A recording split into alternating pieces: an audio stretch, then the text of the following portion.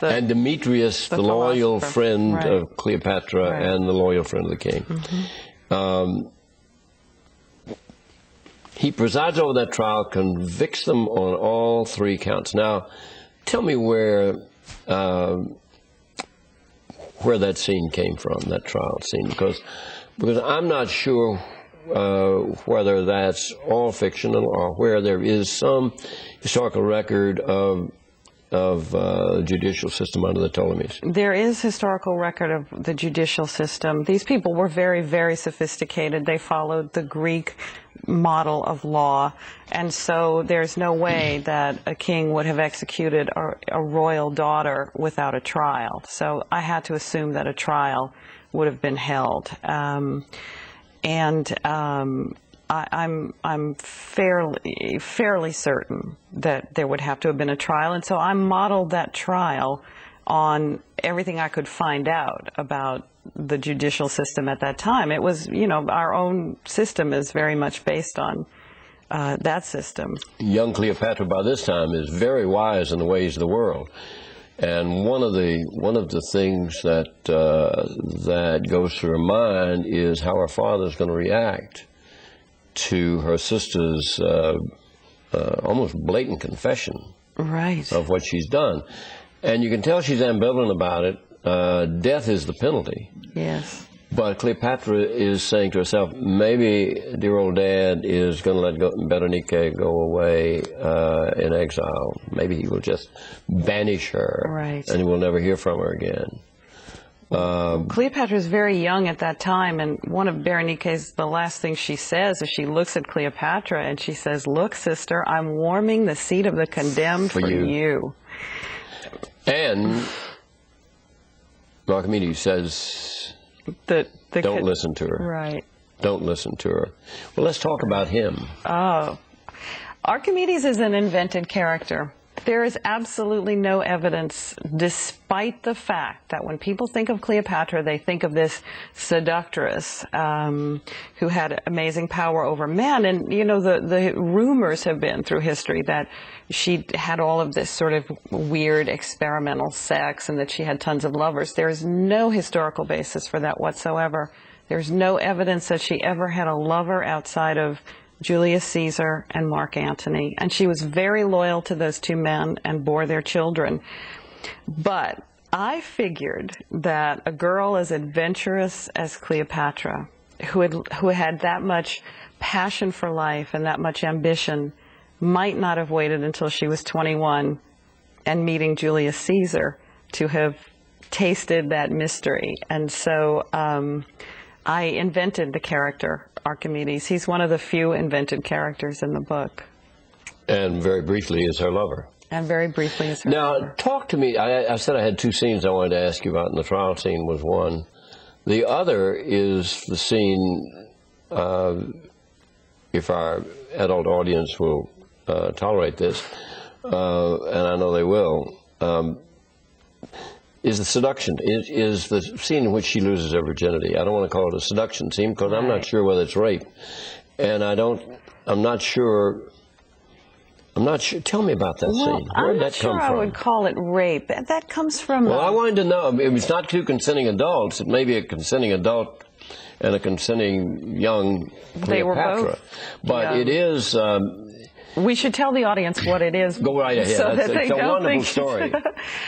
Cleopatra at 13 decides that she wants to be initiated into the mysteries of Dionysus. Her father is a great devotee of the god Dionysus, and in fact he's believed by his people to be the human incarnation of the god, that he's the god walking on earth. And the mysteries were very violent affairs. You know, animals were sacrificed. People, you took the animal blood and, you know, covered themselves in blood. And at the height of the frenzy, often there was sexual coupling. It was not, in fact, a profane act at the time, but a sacred act because of the connection between intercourse, fertility, the crops growing, the population blooming. You know, it was not, in the context of our culture, we think of this as, oh, this is really kinky. But at the time, it was tied into a religious rite. And so I have the young, very curious, very adventurous Cleopatra getting initiated into the mysteries of Dionysus, where at the end she loses her virginity with a male initiate. Another male initiate she does not know. He's masked, as they were masked. And so I can't tell you whether, and we don't know whether he knows who she was. Right. We don't know that he knows. It's an interesting scene, and I suggested it might have been rape because, I don't know, do you call him her abductor at one point or something? Oh, I might. You know, it might just be my use of language. Yeah, I mean, I had the sense at one point that she was really being taken without her will. Right. But, you know, we have different ideas about that today. Oh, we do, quite well. And, you know, good old Southern male white conservative guy like me, you know. I would say you're probably far too much of a Southern gentleman to participate in the rites of the Dionysus. Well, I'm not sure I'll take that as a compliment, but given my age, Loris will be happy. My wife will be happy that I did. I take it now.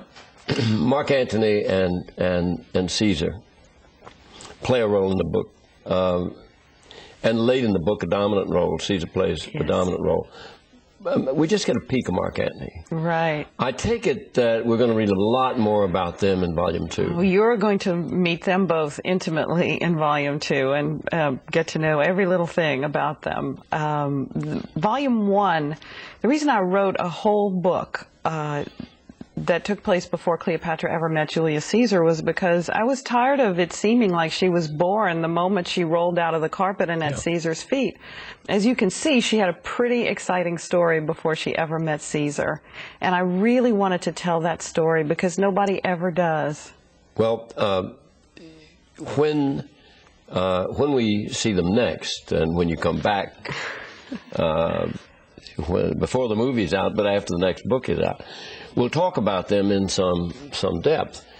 But for now, you leave us with Caesar predicting a bad end for somebody. And the last thing I thought when I read that last line was, yes, Caesar, you're talking about a bad end for somebody. But you know, buddy, you're the one who really came to the bad end. Yes, he did. He brought a lot of people to bad ends, and then he met with one himself, didn't he? He did indeed.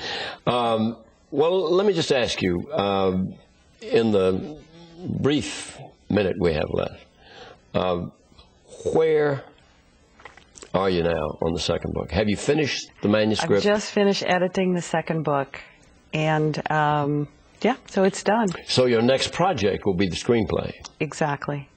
And how long will that take? I'll probably take about 4, 5, 6 months to write a script. And how true to the books will the screenplay be?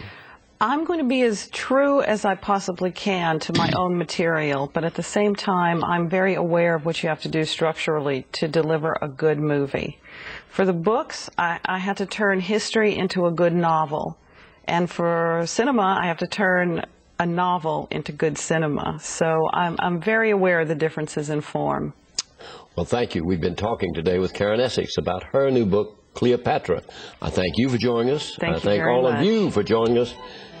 Keep reading. This is John Seigenthaler for A Word on Words.